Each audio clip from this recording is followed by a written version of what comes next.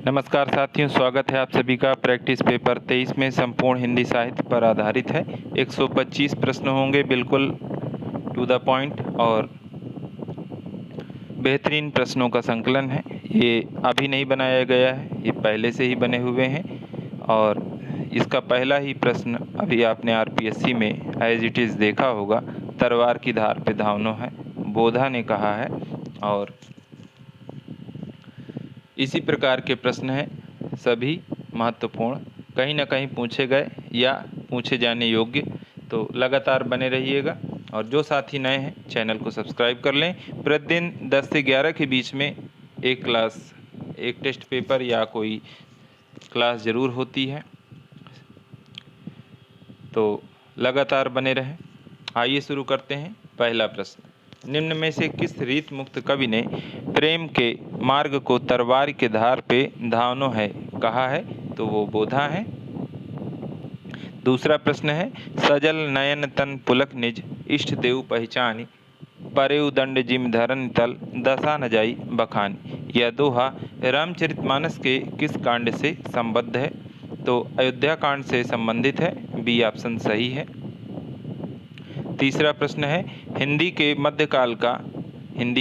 मध्यकाल का भक्ति आंदोलन भारतीय चिंतनधारा का स्वाभाविक विकास है, यह मान्यता किसकी है?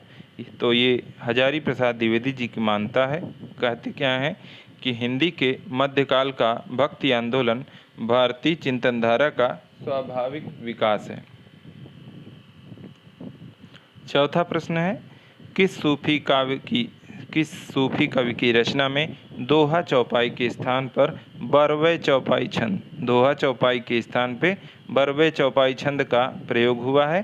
तो वो नूर मोहम्मद है। डी विकल्प सही है। कत दिखाए कामिनी दई दामिनी को यह बाह थरथरात सौ तन फिरे फरफरात धन माही। सैयद गुलाम नबी की पंक्तियां हैं ये।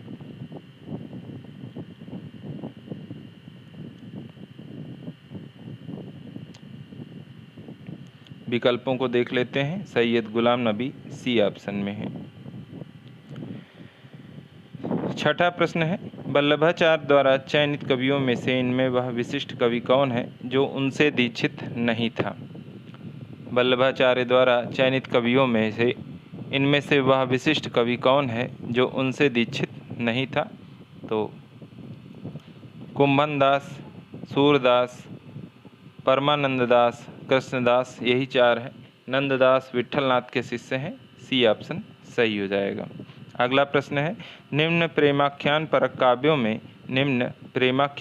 काव्यों में से कौन सी रचना प्रेमाख्यान होते हुए भी सूफी मान्यताओं से भिन्न प्रकार की है? तो वह रसरतन है। बी ऑप्शन सही है। आठवां प्रश्न है, निम्न रचनाकारों को उनके मूल नाम से सुमेलित कीजिए। रचनाकार मूल नाम दिए गए हैं, किस नाम से जाने जाते हैं? तो रसलीन सैयद गुलाम नबी, रसखान सैयद इब्राहिम, जकी जगन्नाथ दास रत्नाकर, कलाधर जयशंकर प्रसाद। 3, 1, 4, 2। बी विकल्प सही हो जाएगा। अगला प्रश्न है, आचार्य रामचंद्र शुक्ल ने रीतकाल का प्रवर्तक किसे माना है? आचार्य रामचंद्र शुक्ल ने रीतकाल का प्रवर्तक किसे माना है? चिंतामणि त्रिपाठी को माना है। आइए देखते हैं। डी विकल्प सही है। अगला प्रश्न है, शुक्ल जी के अनुसार रीतकाल की अविरल परंपरा चिंतामणि त्रिपाठी से प्रारंभ हुई। 10वां प्रश्न है, फुलवा भार न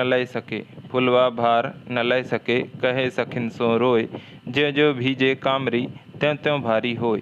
यह दोहा किस कवि का है? ये कबीरदास जी का दोहा है। बी विकल्प सही है। 11वां प्रश्न है, काल क्रमानुसार इन रचनाओं का सही क्रम इंगित कीजिए। काल क्रमानुसार इन रचनाओं का सही क्रम इंगित कीजिए।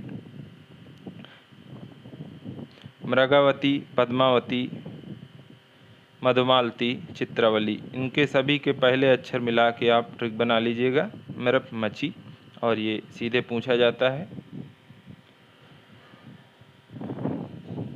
समय कई बार बताया गया है, बिल्कुल आपको याद न हो तो कोई दिक्कत नहीं है, ऐसे याद रख सकते हैं। सूरदास की रचनाओं में संस्कृत की कोमल कांत पदावली, सूरदास की रचनाओं में संस्कृत की कोमल कांत पदावली और अनुप्रासों की वह छटा नहीं है जो तुलसी की रचना में दिखाई पड़ती है। यह कथन किसका है? सूरदास की रचनाओं में वो नहीं दिखता है जो तुलसी की रचनाओं में दिखता है। ऐसी बातें कहीं भी आएँ तो रामचंद्र शुक्ल जी को आप ना जानते हुए भी लगा दीजिए, अगर विकल्प में हो तो। गोस्वामी तुलसीदास ने रघुनाथ गाथा रामचरितमानस की रचना किस उद्देश्य से की?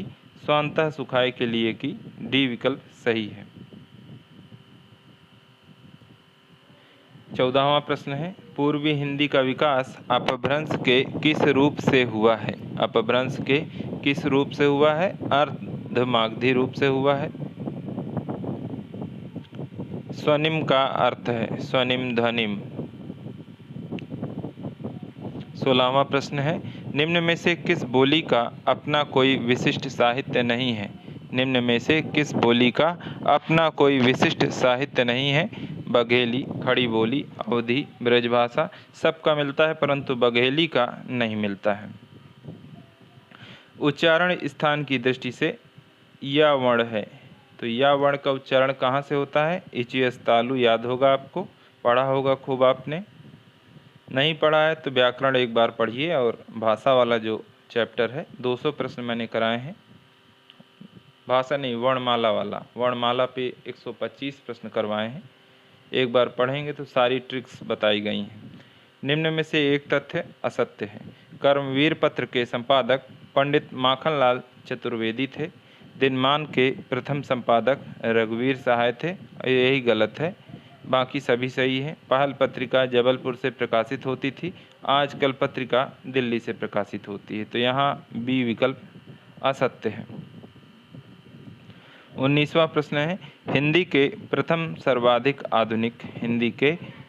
सर्वाधिक आधुनिक ज्ञान विज्ञान युक्त अनुशासन प्रिय और अनेक भाषाविद संपादक थे। इतनी उपलब्धियां जिसकी गिना दी जाए तो वो कोई और नहीं हो सकता महावीर प्रसाद द्विवेदी के अलावा। डी ऑप्शन सही है, आचार्य महावीर प्रसाद द्विवेदी। 20वां प्रश्न है, संविधान के किस अनुच्छेद के तहत हिंदी को संघ की राजभाषा घोषित किया गया? 343 के अंतर्गत। सारे प्रश्नों को 343 से 351 को आपको याद रखना है। आपकी 351 पूछा गया, कहीं भी कुछ भी पूछा जा सकता है 343 से 51 के बीच। 21वां प्रश्न है, भारत सरकार के शिक्षा मंत्रालय के अधीन वैज्ञानिक और तकनीकी शब्दावली आयोग की स्थापना किस सन में हुई? भारत सरकार के शिक्षा मंत्रालय के अधीन वैज्ञानिक और तकनीकी शब्दावली आयोग की स्थापना किस सन में हुई? तो 1961 में हुई। बी विकल्प सही है। 22वां प्रश्न है, भाषा वह साधन है। भाषा वाले सेक्शन में ये जो 200 प्रश्न कराए गए हैं सभी की परिभाषाएं आपको बताई गई हैं। 5 से 6 लोगों की पूछी जाती हैं, तो वहाँ बताया गया था ट्रिक, जैसे ही भाषा वह साधन है पढ़ें तो तुरंत गुरु पर जाएं। कामता प्रसाद गुरु जी की ये परिभाषा है। भाषा वह साधन है, क्या कहते हैं? जिसके द्वारा मनुष्य अपने विचार दूसरों पर भली भांति प्रकट करता है और दूसरों के विचारों को स्पष्टता समझ सकता है। यह परिभाषा किसकी है? कामता प्रसाद गुरु जी की है। 23वां प्रश्न है, संरचनात्मक भाषा विज्ञान के जनक कौन थे? संरचनात्मक भाषा विज्ञान के जनक कौन थे? लेनार्ड ब्लूमफील्ड थे। सी विकल्प सही है। 24वां प्रश्न है, निम्न काव्यपंक्तियों को उनके रचनाकारों के साथ सुमेलित कीजिए तथा दिए गए कूट से सही उत्तर का चयन कीजिए। काव्यपंक्तियाँ और रचनाकार दिए गए हैं। देखते हैं। मैं रूपक हूँ दबी हुई दूब का। मैं रूपक हूँ दबी हुई दूब का, और ये नागार्जुन की पंक्ति है, नागार्जुन की है। कोठारी में लव जलाकर दीप की गिन रहा होगा महाजन सेंत की। कोठारी में लौ जलाकर दीप की गिन रहा होगा महाजन सेंत की। तो ये अज्ञे जी की पंक्तियाँ हैं। अगला है मगर समय गवाह है, मगर समय गवाह है कि मेरी बेचैनी के आगे भी राह है। मगर समय गवाह है कि मेरी बेचैनी के आगे भी राह है, धूमिल जी की पंक्तियाँ हैं। इन दिनों की दोहरा है, इन दिनों की दोहरा है कवि धंधा, हैं दोनों चीज़ें व्यस्त कलम धंधा, भवानी प्रसाद मिश्र की है। भवानी प्रसाद मिश्र क्या कहते हैं? इन दिनों की दोहरा है कवि धंधा, हैं दोनों चीज़ें व्यस्त कलम कंधा। 3, 1, 4, 2 इसका सही है। स्क्रीनशॉट लेकर याद रख सकते हैं, आप लिख लीजिएगा। ये पंक्तियाँ पूछी जा सकती हैं। 25वां प्रश्न है, काव्य क्षेत्र में इनमें किसका समावेश किसी सप्तक में नहीं किया गया है? काव्य क्षेत्र में इनमें किसका समावेश किसी सप्तक में नहीं किया गया है? प्रयोगवाद में जब 100 प्रश्न करवाए गए हैं तो उसमें सभी के ट्रिक्स अच्छे से बताए गए हैं। अगर रियल में आप परीक्षा को क्रैक करना चाहते हैं तो ज़्यादा नहीं, केवल टॉपिक वाइज और ये ब्रह्मा सीरीज पढ़ लीजिए। उसके बाद ये कोई भी प्रश्न जो मैं करवा रहा हूँ ये सभी आपको वहीं से मिलेंगे, उसके बाहर कुछ भी नहीं है। हाँ, ये है कि जो प्रश्न रह जाते हैं उनको इसमें समाहित किया गया है, लेकिन अगर आप केवल उतना ही पढ़ लेते हैं तो ये प्रश्न भी आप सही कर लेंगे। तो किसको समाहित नहीं किया गया है? दुष्यंत कुमार को। 26वां प्रश्न है, शैल निर्झर न बना हतभाग्य, शैल निर्झर न बना हतभाग्य, गल नहीं सका जो कि हिमखंड, दौड़ कर मिला न जलनिधि अंक, आह वैसा ही हूँ पाषंड। ये पंक्तियाँ किस कवि की हैं? जयशंकर प्रसाद की हैं। बी ऑप्शन सही है।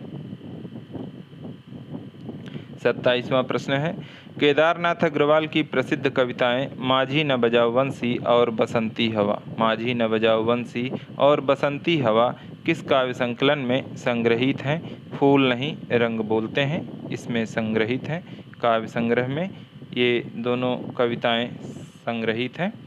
28वां प्रश्न है, समालोचना का सूत्रपात, समालोचना का सूत्रपात हिंदी में एक प्रकार से भट्ट और चौधरी ने किया था। समालोचना का सूत्रपात हिंदी में एक प्रकार से भट्ट और चौधरी ने किया था। निम्न में से यह कथन किसका है? आचार्य रामचंद्र शुक्ल जी का है। सी ऑप्शन सही है। 29वां प्रश्न है, किस कवि के काव्य में छायावाद, प्रगतिवाद एवं अंतश्चेतनावाद का क्रमिक विकास परिलक्षित होता है? किस कवि के काव्य में छायावाद, प्रगतिवाद एवं अंतश्चेतनावाद का क्रमिक विकास परिलक्षित होता है?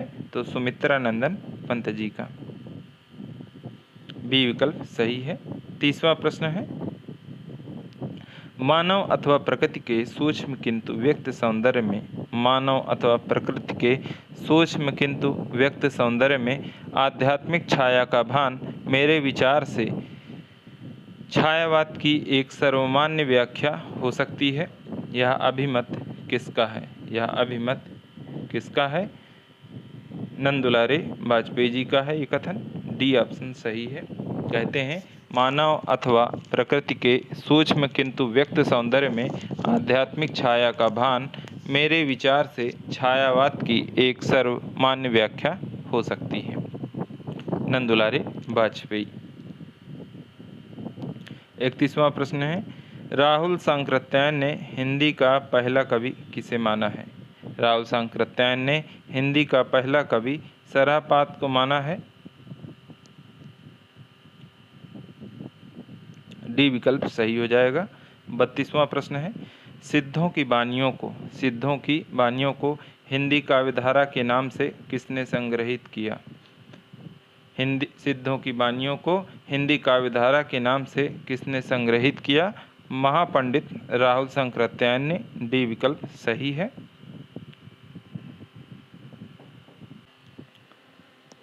सूरसागर की रचना का आधार है, सूरसागर की रचना का आधार है गर्ग संहिता, महाभारत, विष्णु पुराण, श्रीमद् भागवत।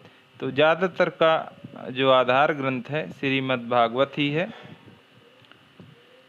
कृष्ण से संबंधित जितनी भी रचनाएं हैं, और फिलहाल सूरदास जी ने लिखा है तो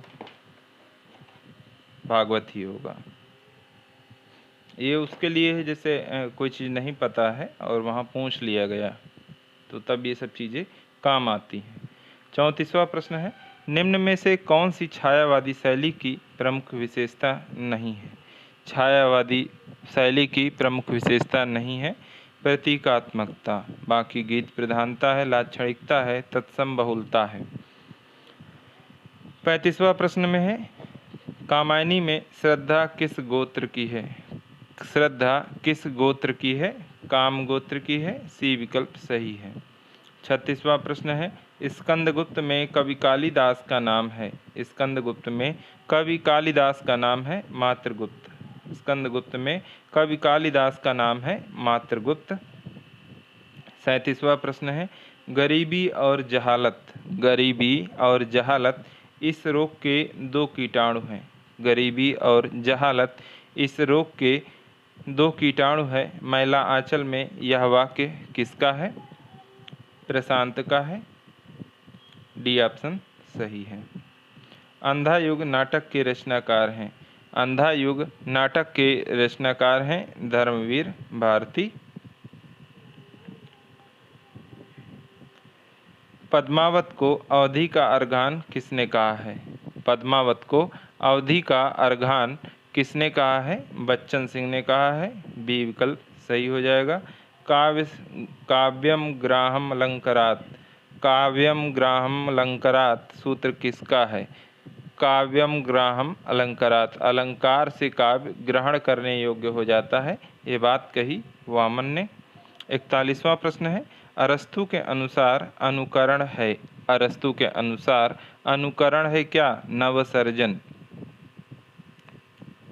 अर्थ परिवर्तनों की दिशाओं में, अर्थ परिवर्तनों की दिशाओं में शामिल नहीं है अर्थोपकर्ष। बाकी अर्थ संकोच, अर्थोत्कर्ष, अर्थाभाव ये सभी शामिल हैं, पर अर्थापकर्ष नहीं शामिल है। कुछ ज़रूरी सूचना है, जो साथी नेट की तैयारी कर रहे हैं, बिल्कुल प्रश्नों को तो आप यहीं से पढ़ लेंगे, कोई दिक्कत नहीं है। अभी दृष्टि की जो बुक आती है उसके सारे प्रश्न यूजीसी नेट के करवा दिए जाएंगे। हालांकि इससे अलग नहीं है, कहीं ना कहीं इसमें समाहित हैं, लेकिन फिर भी उसको एक दृष्टि श्रृंखला नाम से करवा दिया जाएगा। और दूसरी चीज़ ये है कि जो साथी रियल में नेट की तैयारी करते हैं और स्रोत नहीं मिल पा रहा है, कहीं भी आपको परेशान होने की ज़रूरत नहीं है। यहीं पे एक एक टॉपिक को विस्तार से समझाया जाएगा, जो कि आपके लिए पूरे एक नाटक को 4 से 5 पन्नों में, पृष्ठों में करके बहुत जल्द अभी उसके नोट्स बनाए जा रहे हैं और अभी थोड़ा समय लगेगा, लेकिन जब होगा तब बेहतर होगा, उसके बाहर प्रश्न नहीं आएगा, इसकी गारंटी है। तो जो साथी नेट की तैयारी कर रहे हैं, इन प्रश्नों को कल जैसा भी आपका पेपर हुआ हो, लेकिन उम्मीद है कि अगला पेपर जब हो तो आप फुल तैयारी के साथ जाएं, ऐसा आपको हम तैयार करेंगे। 43वां प्रश्न है, मूल संस्कृत शब्दों में, मूल संस्कृत शब्दों में ध्वन्यात्मक परिवर्तन से बने शब्द कहलाते हैं। मूल संस्कृत शब्दों में ध्वन्यात्मक परिवर्तन से बने शब्द कहलाते हैं तद्भव। मिश्र बंधु विनोद के लेखक हैं। मिश्र बंधु विनोद के मिश्र बंधु लेखक हैं, जिसमें आते हैं गणेश बिहारी मिश्र, श्याम बिहारी मिश्र और सुखदेव बिहारी मिश्र। और जहाँ फिर ये कृष्ण बिहारी मिश्र हो उसको काट देना है, क्योंकि कृष्ण और श्याम का मतलब एक है और एक म्यान में दो तलवारें नहीं रहेंगी।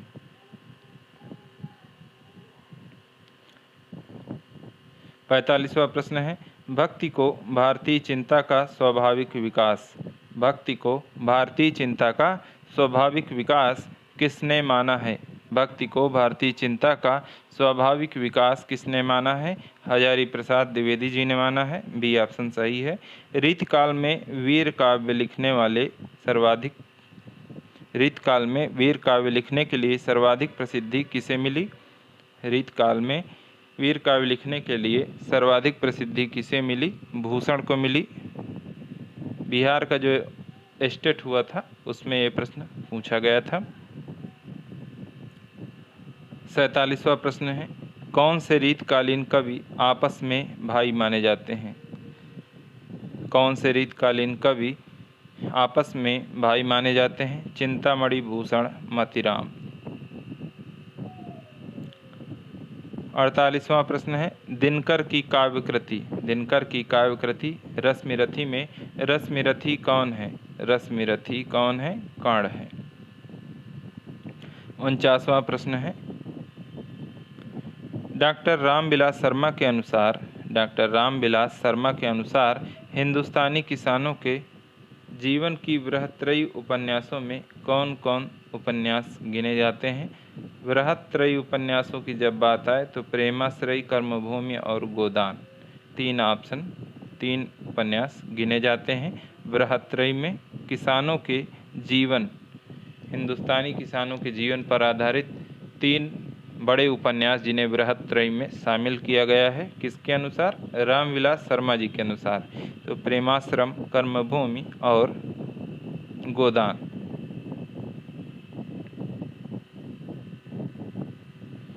50वां प्रश्न है, मुक्तिबोध कविता और जीवन विवेक नामक आलोचना पुस्तक किस समकालीन कवि ने लिखी है? मुक्तिबोध कविता और जीवन विवेक नामक आलोचना पुस्तक किसने लिखा है? चंद्रकांत देवताले ने लिखा है। सी ऑप्शन सही है। 51वां प्रश्न है, किन हिंदी निबंध लेखकों की तुलना अंग्रेजी गद्यकारों में एडिसन और स्टील से की जाती है? प्रताप नारायण मिश्र और बालकृष्ण भट्ट। आप ऐसे याद रखिए कि एडिसन में ना आता है, प्रताप नारायण में आता है, और स्टील में टा आता है, बालकृष्ण भट्ट में टा आता है। वैसे आपको गलत नहीं होगा प्रश्न। याद करने के लिए है, अन्यथा कोई कह दे कि टा तो उसमें भी आता है, ना तो इसमें भी आता है, तो इसलिए आपको बताया जा रहा है ताकि सरलता हो जाए। हिंदी दलित साहित्य में किस विधा की रचनाएं सर्वाधिक चर्चित हुई? ये विद्या नहीं है, विधा है। हिंदी दलित साहित्य में किस विधा की रचनाएं सर्वाधिक चर्चित हुई? आत्मकथा। 53वां प्रश्न है, मांगत तुलसीदास कर जोरे बसहि राम सिय मानस मोरे। मांगत तुलसीदास कर जोरे बसहि राम सिय मानस मोरे उपर्युक्त पंक्ति में किससे याचना की गई है? गणेश से। बी विकल्प सही है। 54वां प्रश्न है, लोग हैं लागी कवित्त बनावत मोहित मेरो कवित्त बनावत किस कवि की उक्ति है? घनानंद।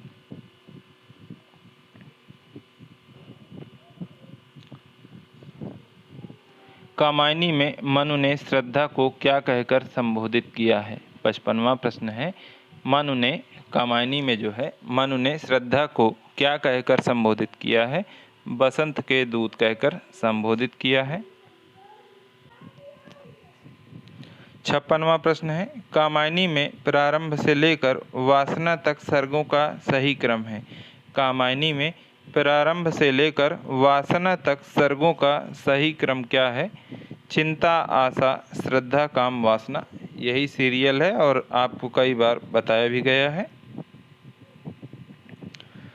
57वां प्रश्न है, कवि मुक्तिबोध के लिए अस्मिता की खोज व्यक्ति की खोज नहीं बल्कि अभिव्यक्ति की खोज है। कवि मुक्तिबोध के लिए अस्मिता की खोज व्यक्ति की खोज नहीं बल्कि अभिव्यक्ति की खोज है। यह कथन किसका है? नामवर सिंह का है। ए ऑप्शन सही है। 58वां प्रश्न है, मैला आंचल में किसका चित्रण नहीं है? मैला आंचल में किसका चित्रण नहीं है? सांप्रदायिक विद्वेष का नहीं है। सी ऑप्शन सही है। 59वां प्रश्न है, आधे अधूरे के बारे में कौन सा कथन सही नहीं है? आधे अधूरे के बारे में कौन सा कथन सही नहीं है?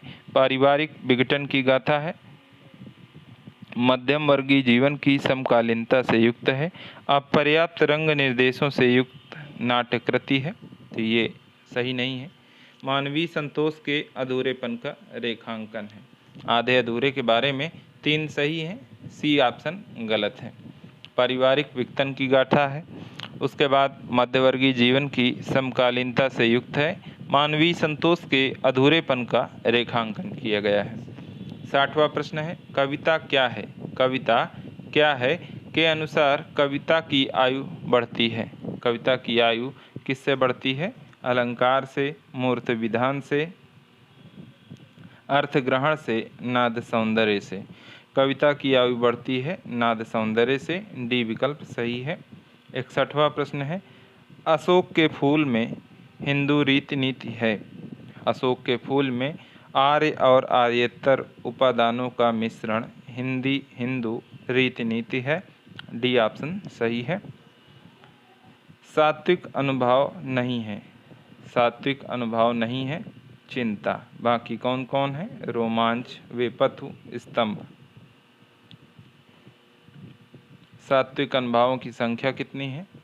कमेंट में बताइएगा। नाट्यवेद हेतु ऋग्वेद, सामवेद, यजुर्वेद और अथर्ववेद से क्रमशः लिए गए। नाट्यवेद हेतु ऋग्वेद, सामवेद, यजुर्वेद और अथर्ववेद से क्रमशः लिए गए पाठ, गान, अभिनय, रस। ध्यान रहे यही सीरियल है। सामवेद संगीत के लिए जाना जाता है, ठीक है। यजुर्वेद अभिनय, रस कहाँ से लिया? अथर्ववेद से लिया गया है। यही गड़बड़ हो जाता है क्योंकि जो पढ़ाया गया कि वो निकृष्ट लोगों के लिए है, टोना टोटका से संबंधित है, तो इसलिए गलत हो जाता है। तो ध्यान रखिएगा, रस लिया गया उससे। 64वां प्रश्न है, विनय पत्रिका में काशी के लिए किसका रूपक वर्णित है? काशी के लिए किसका रूपक वर्णित है? कामधेनु। ए ऑप्शन सही है। 65वां प्रश्न है, अभिनव गुप्त का काव्य विद्या गुरु। अभिनव गुप्त का काव्य विद्या गुरु किसे माना जाता है? भट्ट तौत को माना जाता है, डी ऑप्शन सही है। किस प्रगतिवादी कवि ने सीता पर खंड काव्य की रचना की है? किस प्रगतिवादी कवि ने सीता पर खंड काव्य की रचना की है? त्रिलोचन, केदारनाथ अग्रवाल, नागार्जुन, शिवमंगल सिंह सुमन। नागार्जुन ने की है सीता पर खंड काव्य की रचना। 67वां प्रश्न है, किस वर्ग के सभी कवि किसी न किसी सप्तक के कवि हैं? किस वर्ग के सभी कवि किसी न किसी सप्तक के कवि हैं? रामविलास शर्मा, नरेश मेहता, मदन वात्सायन।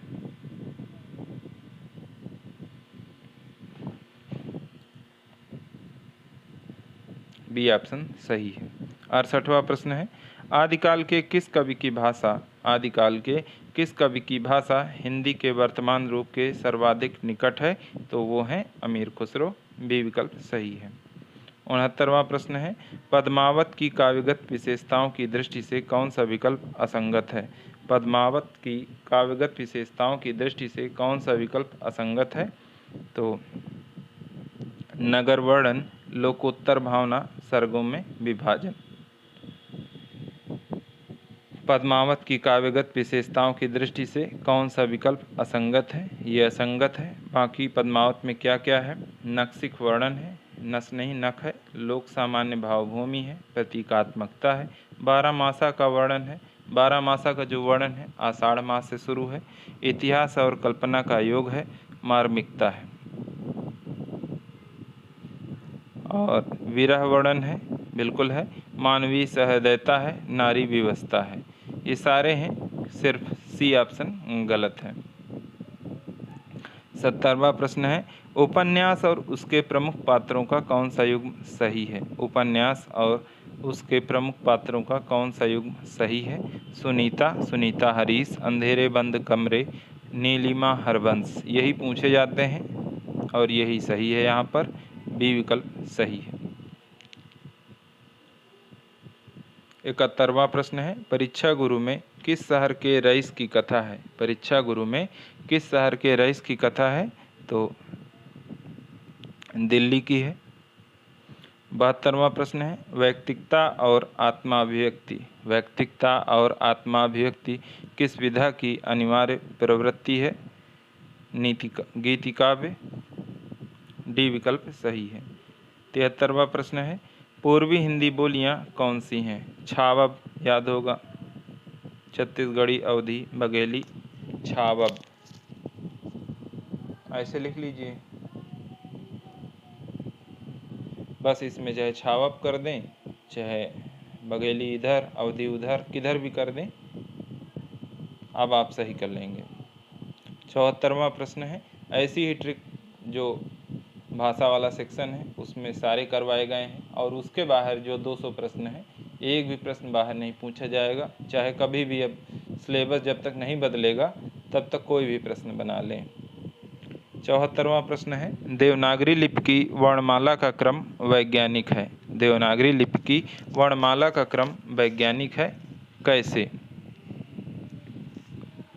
स्वर पहले, बाद में व्यंजन, स्वर व्यंजन साथ साथ, अनुनासिक बीच में, महाप्राण के बाद, आत्म प्राण, अल्प प्राण। ए विकल्प सही है, स्वर पहले हैं, बाद में व्यंजन है। केवल इसी से नहीं, पूरी तरह से वैज्ञानिक है। जब आप उसको कंठ तालु वाले उसमें देखते हैं तो सारे सीरियल से हैं, कौन से कंठ से है, तालु से है, मूर्धन से है, दंत से है, ओष्ठ से है, अंतस्थ, ऊष्म, सारे व्यंजन हैं और सभी का एक क्रम है। अल्प प्राण, महाप्राण, सारे क्रम जो है सुव्यवस्थित हैं। 75वां प्रश्न है, जैसे पीरियोडिक टेबल केमिस्ट्री में आप लोगों ने जो साइंस वर्ग से रहे होंगे तो पढ़े होंगे, तो एक जो वर्ग था कि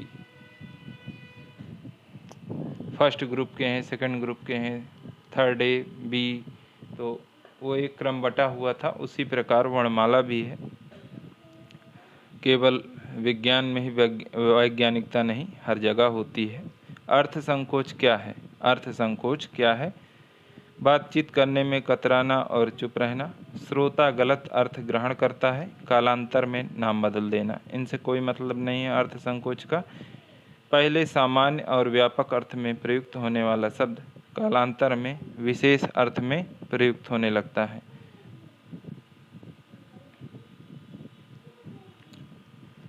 यही अर्थ संकोच है। 76वां प्रश्न है, जिसके माध्यम से राज कार्य होता है। जिसके माध्यम से राज कार्य होता है, कचहरियों का काम, सरकारी आदेश, सूचनाएं और विज्ञापन, एक प्रदेश का दूसरे प्रदेश से शासकीय स्तर पर पत्र व्यवहार हो, वह कौन सी भाषा कहलाती है? तो वह राजभाषा कहलाती है। हिंदी हमारी राजभाषा है। हिंदी भाषा में निम्न शब्द किस विदेशी भाषा से आए हैं? हिंदी भाषा में निम्न शब्द किस विदेशी भाषा से आए हैं? तमाशा, चेहरा, बीमार, शादी, सरकार, दीवार, गुलाब, आमदनी, आतिशबाजी, भलाई। ये सारे शब्द फारसी भाषा के हैं। एक बार नहीं, उनको क्रमशः याद रखें और 10 से 20 बार आप पढ़ेंगे। जो सारणी दी हुई है आपकी मूल किताब में या किसी गाइड में, तो उसको आप पढ़ते रहिए। 10 से 15 बार पढ़ेंगे तो बिल्कुल याद रहेगा। 78वां प्रश्न है, देशज का क्या अर्थ है? देशज का क्या अर्थ है? देश अज मतलब देश में जन्म लिया, अपने देश में उत्पन्न, जो शब्द न विदेशी है, न तत्सम है और न तद्भव है, यही देशज का अर्थ है। 79 है। 79 नंबर प्रश्न, कबीर की भक्ति का अनिवार्य अंग क्या है? कबीर की भक्ति का अनिवार्य अंग क्या है? ज्ञान है। बी विकल्प सही है। 80 नंबर प्रश्न, भ्रमर गीत सार के किन पदों में श्लेष और यमक अलंकार पाए जाते हैं? भ्रमर गीत सार के किन पदों में श्लेष और यमक अलंकार पाए जाते हैं? तो वो कूट पद है। बी विकल्प सही है। भ्रमर गीत श्रृंगार रस का कैसा काव्य है? भ्रमर गीत श्रृंगार रस का कैसा काव्य है? उपालंभ काव्य है। भ्रमर गीत श्रृंगार रस का कैसा काव्य है? उपालंभ काव्य है। सी विकल्प सही है। विनय पत्रिका के पदों में तुलसीदास की भक्ति किस भाव की है? तुलसीदास की भक्ति किस भाव की है? दास्य भाव की है। चाहे जैसे पूछा जाए किस में क्या है, तो ओवरऑल तुलसीदास ने जो भक्ति दसधा भक्ति में स्वीकार किया तो वो दास्य भाव है। और चाहे जो ग्रंथ का नाम लेके पूछ लिया जाए तो वो दास्य भाव ही रहेगी, बदल नहीं जाएगी। पंडित विश्वनाथ प्रसाद मिश्र के मत से रीतिकाल का नाम श्रृंगार काल होना चाहिए। श्रृंगार काल होना चाहिए क्योंकि रीतिकाल नाम रखने से उसके विभाजन का मार्ग बंद हो जाता है। श्रृंगार के अतिरिक्त और किसी विषय पर नहीं लिखा गया। सभी कवि कृष्ण राधा के माध्यम से श्रृंगार का वर्णन करते हैं। श्रृंगार और प्रेम ही रीतिकाल का मुख्य विषय है और यही सही है। 84 है, कवि कविता का नाम लिखिए। कवि कविता का नाम लिखिए। मृत्यु तुम्हारा गरल दंत कंचुक कल्पांतर। मृत्यु तुम्हारा गरल दंत कंचुक कल्पांतर, अखिल विश्व का विवर वक्र कुंडल दिग्मंडल। ये पंत की परिवर्तन कविता से है। बी ऑप्शन सही है। 85 है, भीष्म साहिनी के उपन्यास तमस को कौन सा पुरस्कार प्राप्त हुआ? भीष्म साहिनी के उपन्यास तमस को कौन सा पुरस्कार प्राप्त हुआ? ज्ञानपीठ, साहित्य अकादमी, मैग्सेसे, पद्मश्री। साहित्य अकादमी पुरस्कार मिला था और इस पर तमस नामक फिल्म गोविंद निहलानी द्वारा बनाई गई थी और ये पूछा भी जाता है। और कोशिश करिए कि एक बार ये फिल्म देख लीजिए। एक बार मैं शुरू किया था तो पूरी नहीं हो पाई, लेकिन अच्छी फिल्म है और उपन्यास को समझने के लिए काफ़ी है।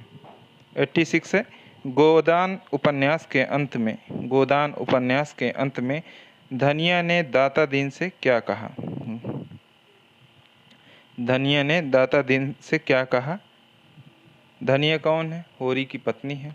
महाराज, घर में न गाय है, न बछिया है, न पैसा है, यही पैसे हैं, यही इनका गोदान है।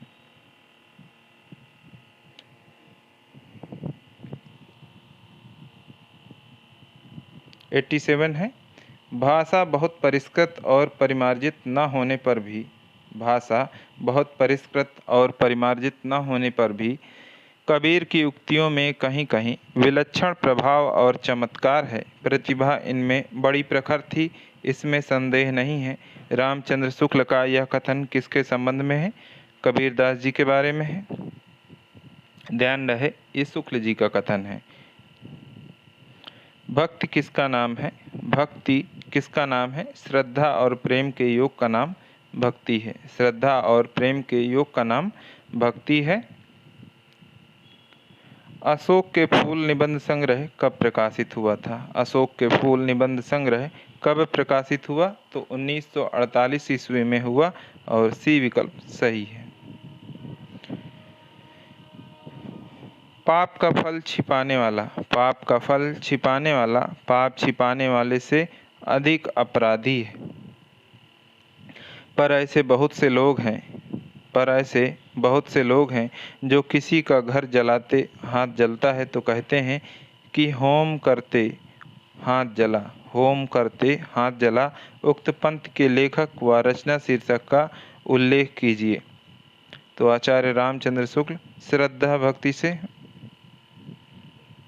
ये पंक्तियाँ ली गई हैं और ये कथन है उन्हीं का, शुक्ल जी का। 91 है, अपभ्रंश की उत्तरकालीन अवस्था का नाम है।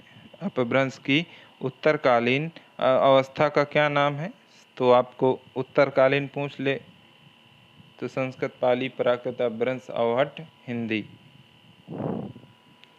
सीरियल याद रखेंगे, प्रश्न कभी गलत नहीं होगा। 92 है, चंद्रधर शर्मा गुलेरी ने साहित्यिक अपभ्रंश को किस नाम से पुकारा है? चंद्रधर शर्मा गुलेरी ने साहित्यिक अपभ्रंश को किस नाम से पुकारा है? पुरानी हिंदी से बी विकल्प सही हो जाएगा। 93 है, संविधान के किस अनुच्छेद में संघ की राजभाषा के रूप में हिंदी और देवनागरी लिपि को मान्यता दी गई? संविधान के किस अनुच्छेद में संघ की राजभाषा के रूप में हिंदी और देवनागरी लिपि को मान्यता दी गई? 343 में। हिंदी और उर्दू के बीच की सरल भाषा कहलाती है। हिंदी और उर्दू के बीच की सरल भाषा क्या कहलाती है? हिंदुस्तानी कहलाती है। 95 है, कौरवी का संबंध किस उपभाषा से है? तो कौरवी खड़ी बोली का ही दूसरा नाम है और ये पश्चिमी हिंदी से संबंधित है। देवनागरी लिपि का विकास किस प्राचीन लिपि से हुआ? BGKD याद होगा। ब्राह्मी, गुप्त, कुटिल, देवनागरी, तो कुटिल से हुआ। सी ऑप्शन सही है। 97 है, आचार्य दंडी ने काव्य हेतु किसे माना है? आचार्य दंडी ने काव्य हेतु किसे माना है? प्रतिभा, शास्त्र ज्ञान और अभ्यास को माना है। ध्वन्यालोक ग्रंथ के रचयिता हैं। ध्वन्यालोक ग्रंथ के रचयिता हैं आनंदवर्धन। 99 है, सौंदर्यमलंकारः उक्ति किस आचार्य की है? वामन की है। 100वां प्रश्न है, आंसुअन जल सींची प्रेम बेली बोई। आंसुअन जल सींची प्रेम बेली बोई, अब तो बेली फैल गई आनंद फल होई। इन पंक्तियों में प्रयुक्त अलंकार है, रूप का आरोप किया गया है, रूपक अलंकार।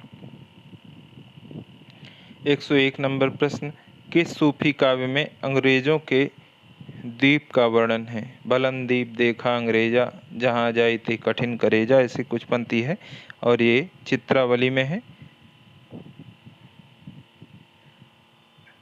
नहीं, ये पंक्ति पता नहीं किसकी है, लेकिन चित्रावली में अंग्रेजों के द्वीप का वर्णन है।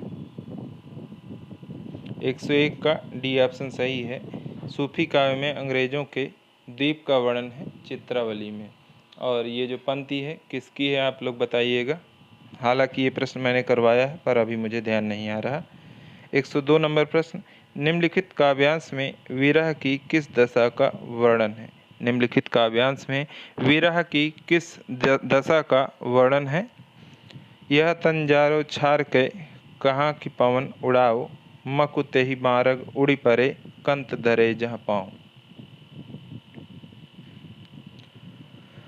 अभिलाषा, उन्माद, उद्वेग, स्मृति, तो यहाँ पर अभिलाषा का वर्णन है, ए ऑप्शन सही है।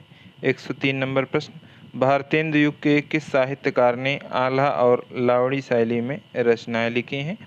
आल्हा और लावड़ी शैली में रचनाएं लिखी हैं और किस युग का है? भारतेंदु युग के, तो प्रताप नारायण मिश्र है।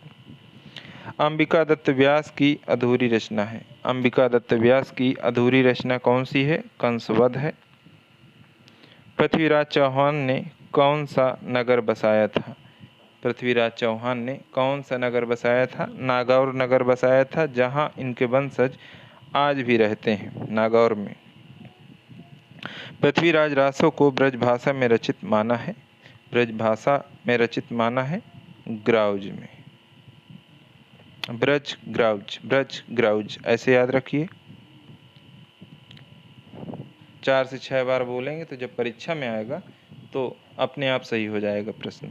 107वां प्रश्न है, भारतेंदु हरिश्चंद्र की किस पत्रिका से प्रभावित होकर राधाचरण गोस्वामी ने भारतेंदु पत्रिका प्रारंभ की थी? भारतेंदु हरिश्चंद्र की किस पत्रिका से प्रभावित होकर राधाचरण गोस्वामी ने भारतेंदु पत्रिका प्रारंभ की थी? कवि वचन सुधा, हरिश्चंद्र चंद्रिका, बालाबोधिनी, इनमें से कोई नहीं, तो हरिश्चंद्र चंद्रिका सही विकल्प है बी। राधाचरण गोस्वामी जी द्वारा रचित कौन सा काव्य संग्रह नहीं है? राधाचरण गोस्वामी जी द्वारा रचित कौन सा काव्य संग्रह नहीं है? नवभक्तमाल, दामिनी दूत का, विधवा विलाप, कश्मीर सुषमा। राधाचरण गोस्वामी का नहीं है। 109वां प्रश्न है, कविता शब्दों की अदालत में अपराधियों के कटघरे में खड़े एक निर्दोष आदमी का हलफनामा है। काव्य की यह परिभाषा किसने दी? सुदामा प्रसाद पांडे धूमिल ने दी। प्रिय प्रवास में किस रस की प्रधानता है? प्रिय प्रवास में किस रस की प्रधानता है? तो श्रृंगार एवं करुण रस की प्रधानता है। डी विकल्प सही हो जाएगा। 111वां प्रश्न है, राजशेखर ने काव्यशास्त्र का जनक किसे माना है? राजशेखर ने काव्यशास्त्र का जनक नंदिकेश्वर को माना है। 112वां प्रश्न, पुत्र जन्म उत्सव समय स्पर्श कीन बहु गाय, वाक्य में कौन सा दोष है? पुत्र जन्म उत्सव समय स्पर्श कीन बहु गाय अप्रयुक्त तत्व दोष है।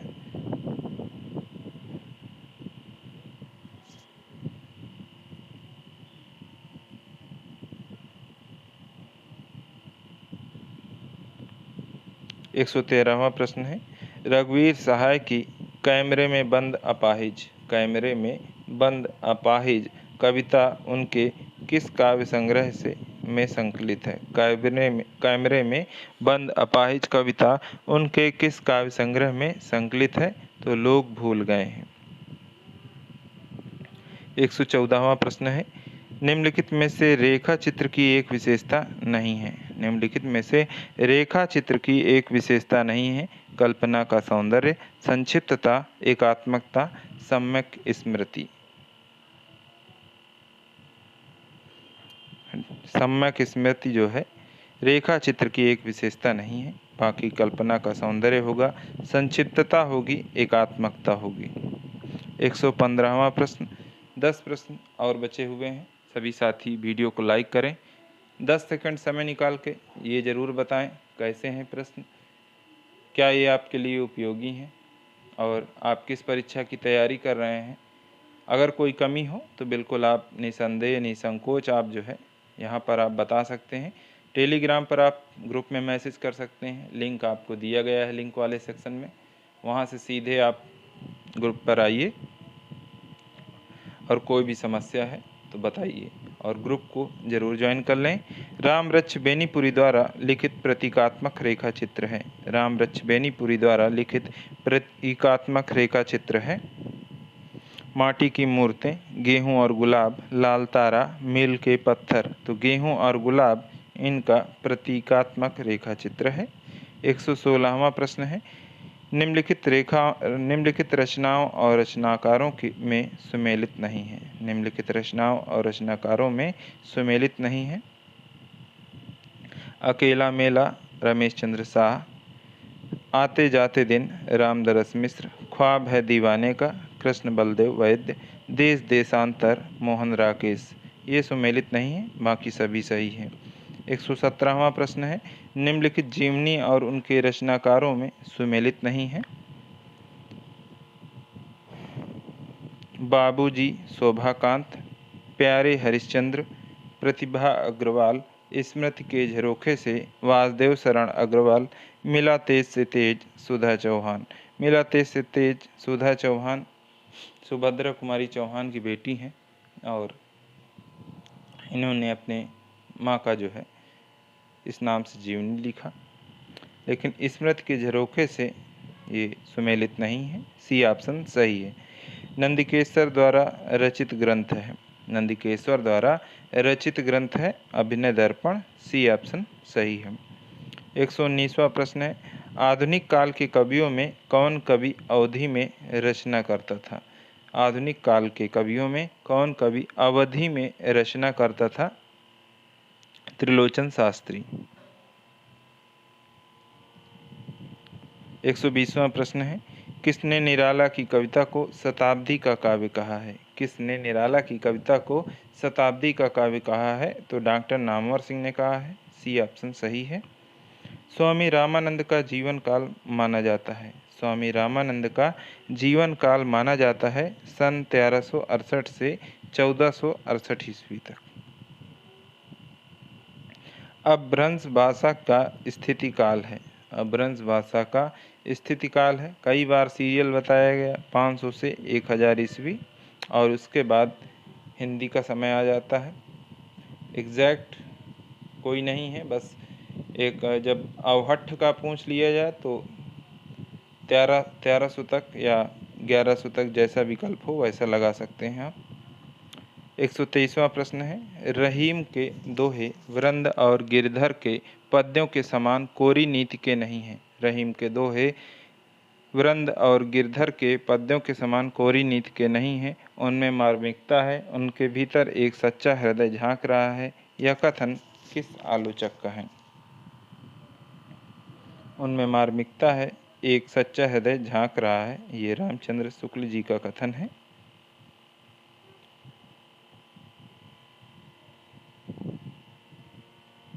बी विकल्प यहाँ पर सही हो जाएगा। 124वां प्रश्न है, निम्नलिखित विकल्पों में से कौन से विकल्प में सभी विद्वान पृथ्वीराज रासो को अप्रामाणिक ग्रंथ मानने वाले हैं? अप्रामाणिक मानने वालों का जो विकल्प है, रामचंद्र शुक्ल, डॉक्टर बूलर, राम कुमार वर्मा, गौरी शंकर, हीराचंद ओझा और श्यामल दास। तो डी ऑप्शन सही है। नखत वेद ग्रह जोरी, नखत वेद ग्रह जोरी, अर्ध करी जो बनत सो खात, इसमें 20 आता है, और इन सब का मतलब निकाल के फिर उसको खाते हैं, तो 20 = 20 उसी को खाते हैं, और इसमें क्लिष्टत्व दोष है, कई बार बताया गया है। आज के लिए साथियों इतना ही, और कल संस्कृत साहित्य में कालिदास या किसी अन्य पेपर पर चर्चा होगी, और कोई गलती हो तो ज़रूर बताएं, और सभी लोग टेलीग्राम से जुड़ जाएं। आज के लिए साथियों इतना ही, बहुत बहुत धन्यवाद, नमस्कार।